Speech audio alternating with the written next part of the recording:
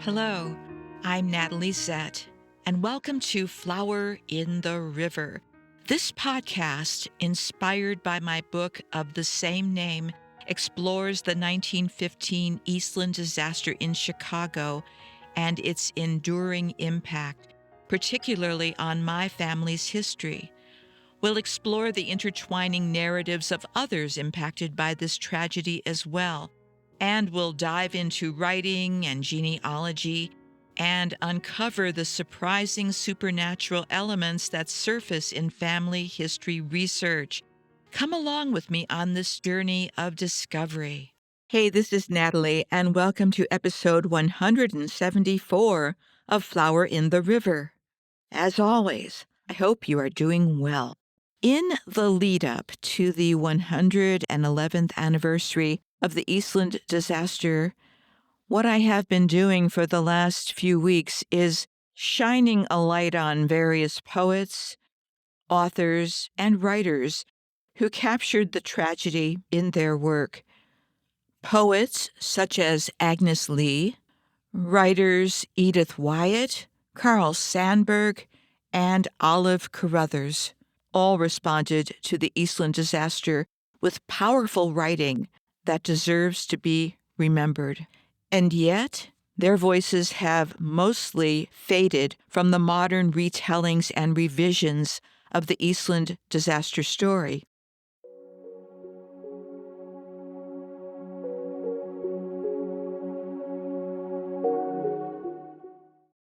Their words should have been carried forward, woven into the fabric of how we remember the disaster.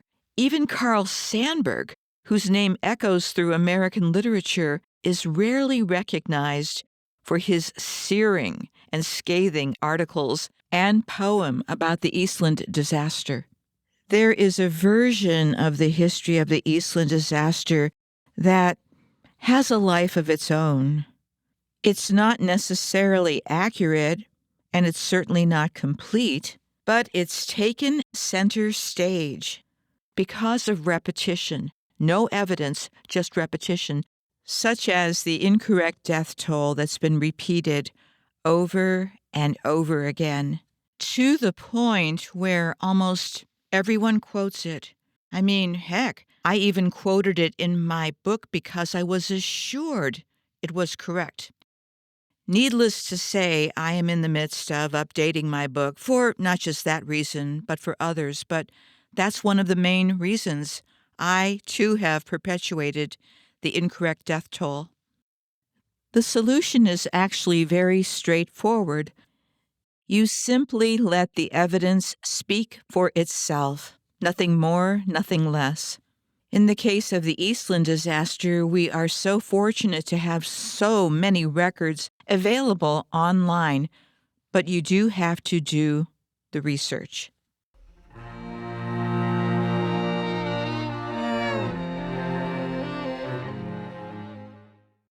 And now I want to introduce us to someone that we actually met before in 2 Flower in the River episodes last year, Dwight Boyer. Who was Dwight Boyer? Dwight Boyer was born in Ohio in 1912 and died in October 1977, just shy of his 65th birthday. For more than 3 decades, he was one of the great chroniclers of the Great Lakes. He started at the Erie, Pennsylvania Daily Times in 1943, spent a decade at the Toledo Blade, and then put in 23 years at the Cleveland Plain Dealer as a reporter and historian. He was that rare journalist who was equally gifted with a camera and a typewriter. His photographs of St. Theodosius Orthodox Church in Cleveland were so striking that the United States Information Agency used them in a Russian language publication. So Dwight was multi-talented. And by all accounts, he was a quiet man. His colleague, Emerson Batdorf, said it took 2 years before Boyer engaged in conversation beyond pleasantries. The loudest thing about him was his briar pipe. But once you got past that reserve, he was a raconteur of professional caliber, and behind the quiet exterior was a reporter with almost obsessive commitment to getting things right. His obituary tells the story of the lake captain known only by his initials, C.A. Boyer spent 3 months tracking down what those initials stood for. 3 months for 2 letters. That's the standard he held himself to. His own paper put it plainly. His passion for accuracy was legendary.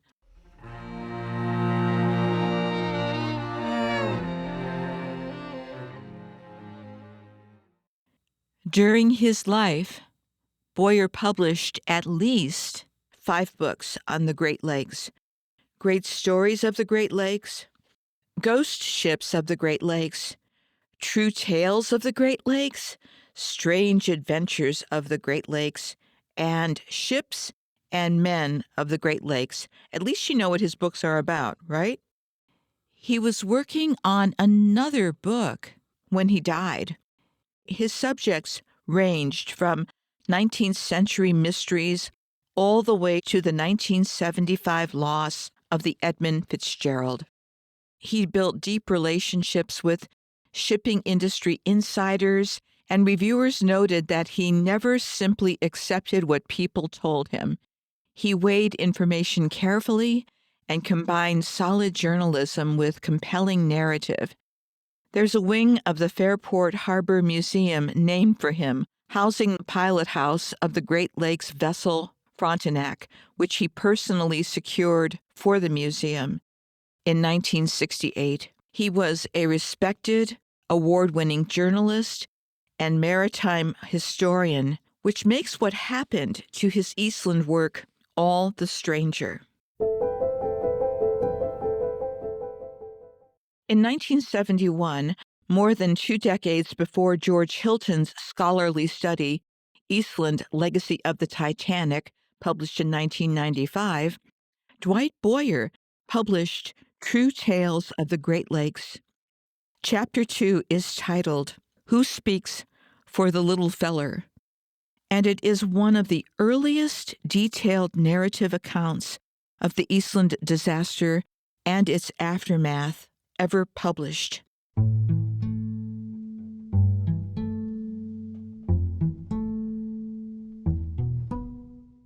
This is not a passive mention, it's foundational. Boyer approached the Eastland the way he approached everything, like a seasoned journalist. He drew on primary sources, courtroom records, and interviews. The National Oceanic and Atmospheric Administration cited his work in its official guide to Great Lakes materials, specifically noting his use of courtroom records in his Eastland account. Frank Cole, whose father worked for Western Electric, called this chapter marvelous. Dwight Boyer refused to let victims be reduced to numbers. In his chapter about the Eastland disaster in True Tales of the Great Lakes, he gives us some vivid, memorable stories of each person who was involved. 18-year-old Agnes Kapersky, afraid of the water, who went to the picnic anyway because she was afraid of losing her job.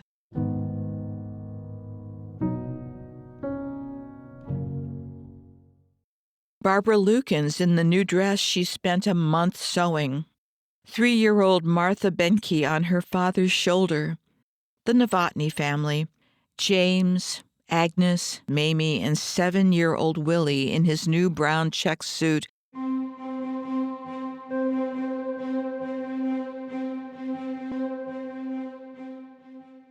Boyer walked us, the reader, through the ticket-selling pressure campaign at Western Electric, the loading count that conveniently undercounted children, the ballast tank operations, minute by minute, the capsizing, the rescue, the makeshift morgue at the 2nd Regiment Armory. He recorded the vegetable peddler, that would be Mike Gianvenko, not Javenko as he's been misnamed, who stood up on his wagon and shouted a warning to the crowd on the bow and was jeered at with an ethnic slur for his trouble. Mike was right.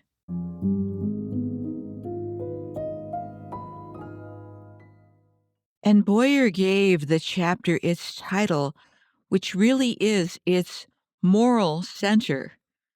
Who speaks for the little feller? The little feller that he's referring to was victim 396. At least that's how he was initially known. A small boy in his Sunday best, unclaimed at the armory for days because, as it turned out, his entire family had died with him. His name was Willie Novotny. His grandmother, who had already buried her daughter, her son-in-law, and her 8-year-old granddaughter, Mamie, identified him by the second pair of knickers that came with his new suit, the pair he hadn't worn. Boyer then traced the legal aftermath across 3 decades, right through to 1946, when the courts finally ruled that the ship's owners were liable for the salvage value of the vessel. His closing line lands like a hammer after all those years. I'll read from his chapter. Now Boyer's talking about what happened 2 days after the ship capsized.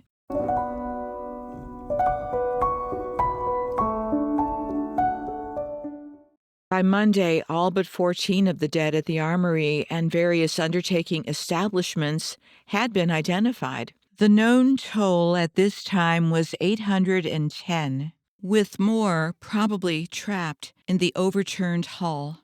As the number at the armory had dwindled, there developed a heart-tugging mystery. Still unidentified was a small boy, obviously dressed in his Sunday best, as the picnic occasion merited. On the tag, he was number 396. No more, no less. Quote, "Who is little number 396?" the newspaper asked. "Who is the little feller?" Coroner Hoffman suspected that the lad remained unnamed because his parents were still included among the unidentified, or perhaps still in the Eastland submerged rooms or passages. The small, quiet form of the little feller had a curious psychological effect on Chicagoans. To them, the single, lonely, unclaimed victim symbolized the enormity of the catastrophe, the fickle forces of adversity and a fate which, but for the grace of God, could have been theirs.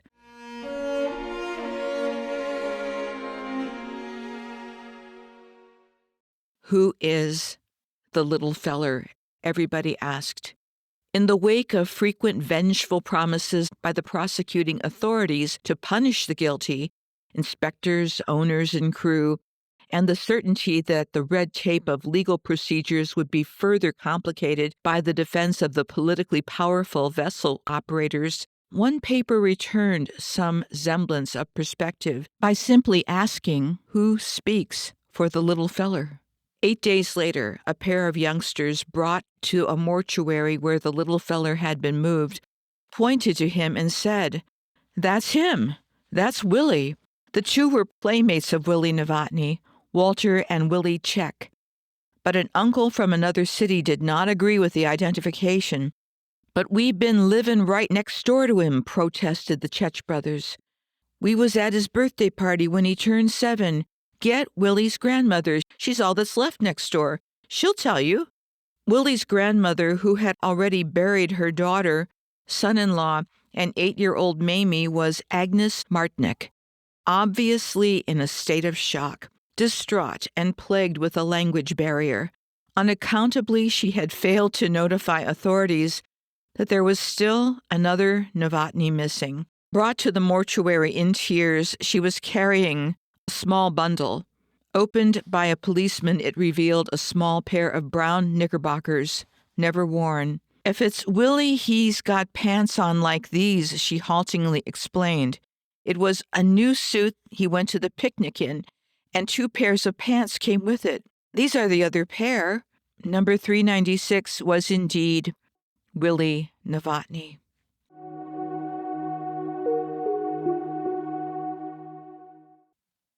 Moving ahead to the end of this very profound, very complete chapter on the Eastland disaster.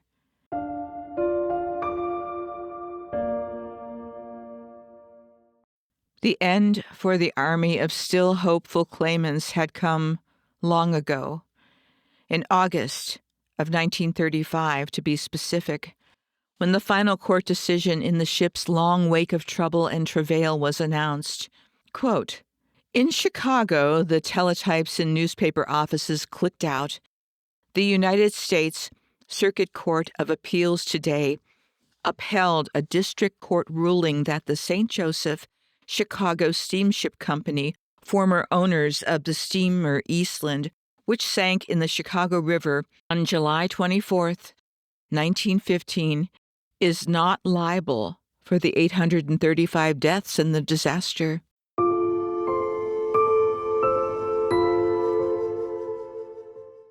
The court held, as predicted on the day after the disaster, that the company was liable only to the extent of the salvage value of the vessel, that the boat was seaworthy, that the operators had taken proper precautions, and that the responsibility was traced to an engineer who neglected to fill the ballast tanks properly.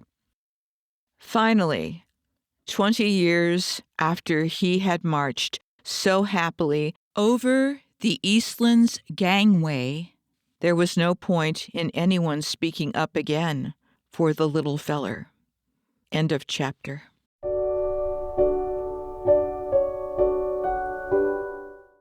And you have been listening to True Tales of the Great Lakes by Dwight Boyer, Chapter 2, Who Speaks for the Little Feller? Copyright 1971, Freshwater Press, Cleveland, Ohio.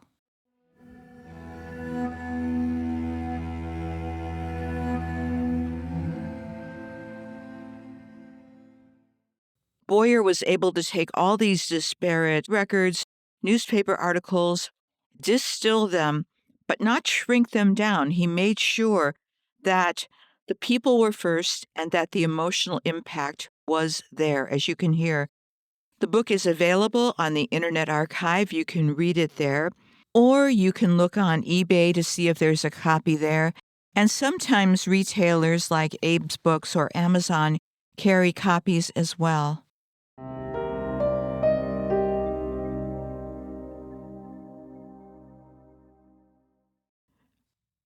So when it comes to the story of the history of the Eastland disaster, Dwight Boyer should be front and center.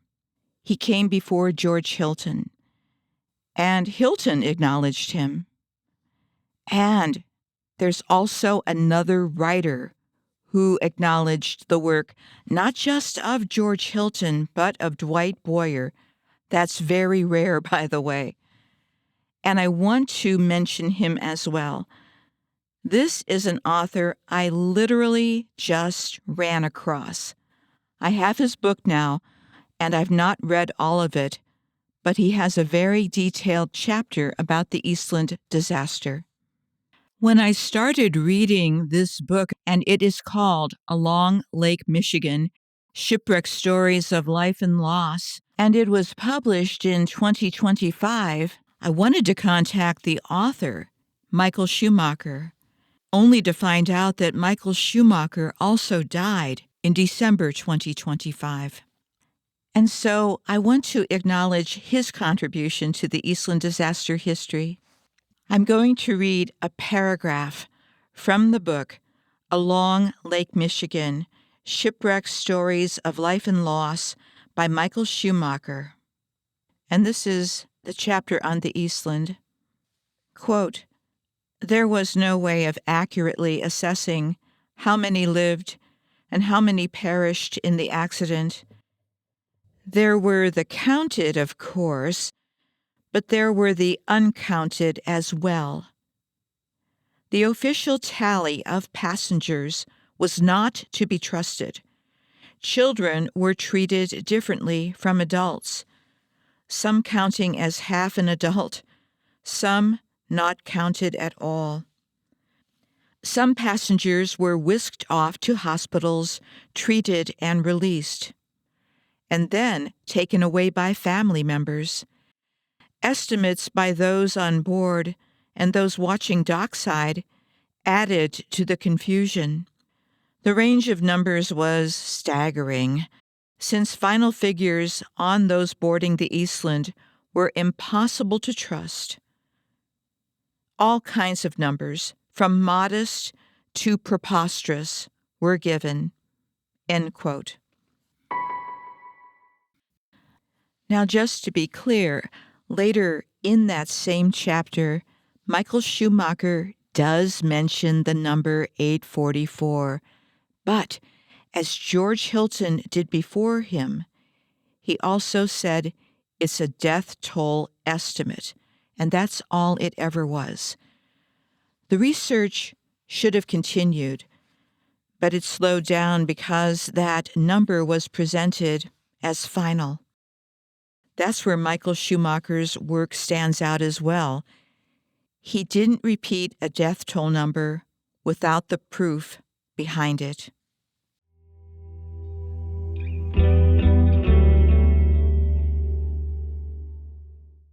The title of one of my earlier podcasts about Dwight Boyer is Who Speaks for Dwight Boyer? In fact, who speaks for the other writers and poets such as Agnes Lee, Edith Wyatt, Olive Carruthers, and even Carl Sandburg when it comes to his contributions to the history of the Eastland disaster? Not that many people, and that's all the more reason to keep bringing them up, moving them forward so their contributions are not lost, and so they get the credit, too, for their work. I hope you enjoyed learning more about the life and work of Dwight Boyer, and I hope that you also enjoyed meeting Michael Schumacher. I'm looking forward to reading more of his writings. I'm very sorry that he is no longer with us, but I appreciate the body of work that he left. He was a very prolific writer, as was Dwight Boyer. So next week I'll have more stories for you about these various writers and others who contributed to the history of the Eastland disaster, but for the most part have been omitted. It's time to get them back where they belong. In the meantime, please take care of yourselves and do take care of each other. Stay safe, and I will talk to you next week.